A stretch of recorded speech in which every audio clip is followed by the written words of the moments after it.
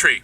And what I've seen is that all over this country, the fossil fuel industry is expanding in insane ways, putting pipelines everywhere, compressor stations, export facilities, drilling everywhere, mining everywhere. They're bringing their brand of destruction everywhere. I'm originally from West Virginia, where we've been suffering from the oppression of the fossil fuel industry for 150 years. Now that's spreading everywhere in this country. And everywhere the fossil fuel industry goes right now, there are people fighting back against them. Everywhere they try to put their destructive projects, there is a movement that is rising up and fighting back and fighting for a livable future. Because there are more and more people realizing that we can't have any fossil fuel expansion. That's right. There is no fossil fuel infrastructure that makes sense right now. That's right. Right now, our president is over in Paris trying to negotiate a climate treaty. But there's no scenario in which we should still be burning fossil fuels in 2065. And if we're putting in infrastructure right now that has a 50-year lifespan, that means we're still going to be using that infrastructure and paying it off in 50 years. And that doesn't make sense under any climate plan. And all of our politicians who pretend to be climate champions, people like President Obama, people like Governor Raimondo, and people like Senator Whitehouse, they all know that there's no way we should be burning fossil fuels 50 years down the line, which means there's no way we should be having any fossil fuel infrastructure be built anywhere in this country. We should be shutting it down everywhere that it happens. But so far, even our politicians that are the best on climate change, like Senator Whitehouse, aren't taking that kind of stand. They're not taking the action that we need them to be taking for a livable future. And that's why we have to take it.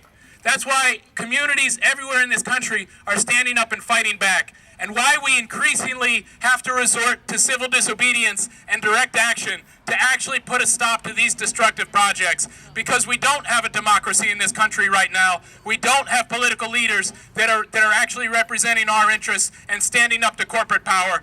And so we are doing that ourselves. We are becoming the kind of leaders that we need in this country. And we are building the communities to support one another in that work. We are making sure that not only are we standing up and fighting back, but we're having each other's backs while we stand up and fight back against the fossil fuel industry. I'm part of a group called the Climate Disobedience Center. And part of the reason that we started was that we had some experience in civil disobedience around climate change that we wanted to share with folks. But we also saw that there were a lot of other people taking their own actions. A lot of people that had creative ideas everywhere to fight back against the fossil fuel industry. And they needed support. They needed support in the courtroom. They needed support in the public narrative. And they needed their stories to be lifted up. Because everywhere that somebody resists, they inspire others to join that resistance. Everywhere that people take action, they grow the movement. That's what I found in my own action. That's what all the people I work with have found. The core folks in FANG, they're just a small group, and all of them are facing legal repercussions right now. But the actions they've taken have inspired all the rest of us to be out here. They're building the movement. The more risks that they take, the more people that they invite to stand up and join them. That's how we grow this movement. We take bold stands and we support each other, we get each other's backs, and we keep building this movement that is fighting back against the fossil fuel industry and giving us the real future that we need. Thank you all for being part of that movement.